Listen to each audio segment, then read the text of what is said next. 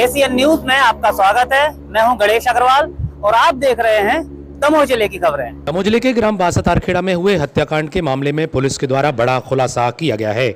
इस मामले में पुलिस के द्वारा 3 आरोपियों को जहां गिरफ्तार किया गया है तो वहीं एक आरोपी अभी भी फरार है। दमोह पुलिस के द्वारा पुलिस अधीक्षक श्रुतकीर्ति सोमवंशी के द्वारा एक प्रेस वार्ता का आयोजन किया गया, जिसमें इस पूरे मामले का खुलासा किया गया है। पकड़े गए आरोपियों में राजा बाबू पिता लखन विश्वकर्मा, गोलू विजय विश्वकर्मा पिता स्वर्गीय नंद किशोर विश्वकर्मा, राजेंद्र पिता रामलाल विश्वकर्मा को गिरफ्तार किया गया है, तो वहीं सजल पिता लखनलाल विश्वकर्मा अभी फरार है। पूरे मामले को लेकर के दमोह के पुलिस अधीक्षक ने विस्तार से जानकारी दी। Bureau report, Asian news. 24 तारीख को जो बासा में हत्याकांड हुआ था उसमें जो 3 मुख्य आरोपी फरार हुए उसके बाद उसमें से 2 को हमने गिरफ्तार कर लिया है। उनसे पूछताछ जारी है।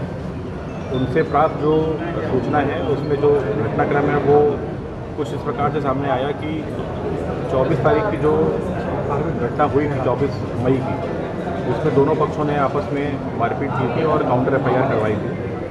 उसके बाद दोनों पक्षों के बीच में तनाव बरकरार था।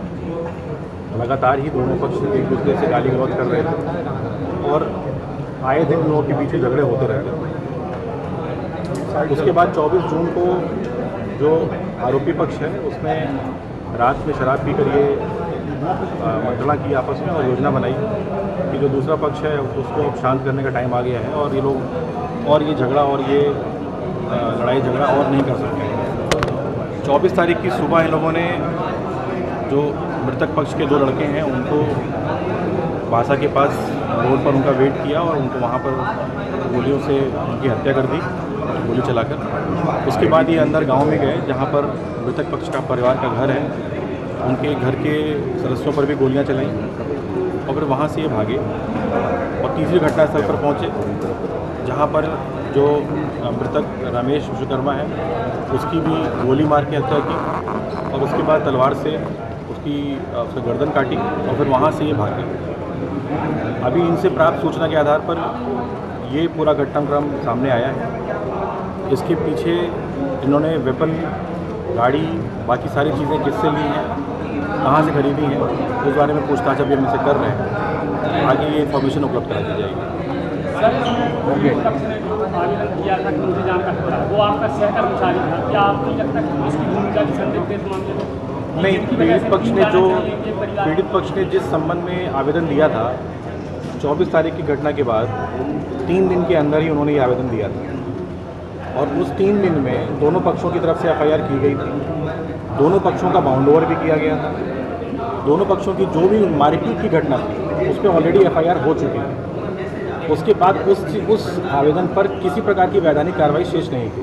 सर, ये जो दोनों पक्षों से लगातार पुलिस संपर्क में थी, चौकी में भी, थाने में भी उन लोगों को बुला के बात करवाई गई थी। यहाँ तक कि मध्यस्थता कराने की बात भी की गई थी कि दोनों पक्ष शांत हो जाएं, क्योंकि एक ही समाज एक ही परिवार से हैं, तो दोनों पक्ष बैठ के इस चीज़ को बात करके सुलझा लें। सर, जो गोलियाँ चलाई गई हैं वो महंगे रिवॉल्वर से चलाई गई ये प्रतीत होता है, कैसा समझना है? अभी इस विषय में चूँकि वेपन के बारे में हमारे पास अभी जानकारी नहीं है तो ये कहना मुश्किल होगा।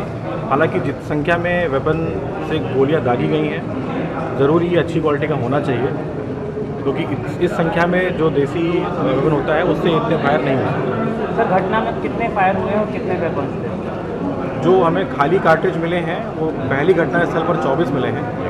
दूसरी घटनास्थल पर 4 जो है वो हमें कार्ट्रिज खाली मिले हैं, 2 लाइव राउंड मिले हैं। इसके अलावा जो तीसरा घटनास्थल है वहाँ पर 2 जो मृतक हैं उसको गोलियाँ लगी।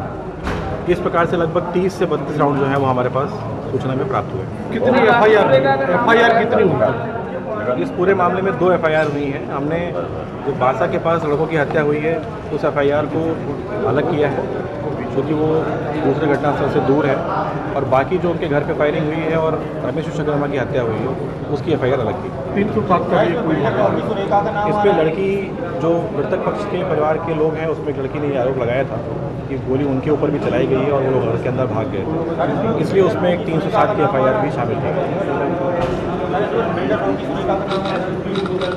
अभी हमारे पास इस प्रकार कोई साक्ष्य नहीं है कि हम इसमें किसी और व्यक्ति का नाम जोड़ सकें।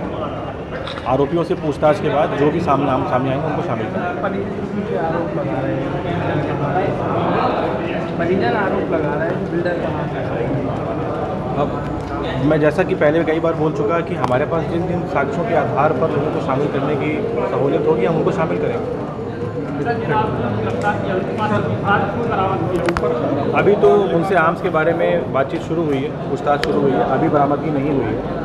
होपफुली थोड़ी देर में वो भी हम उनसे पूछताछ कर बरामद करवाएंगे।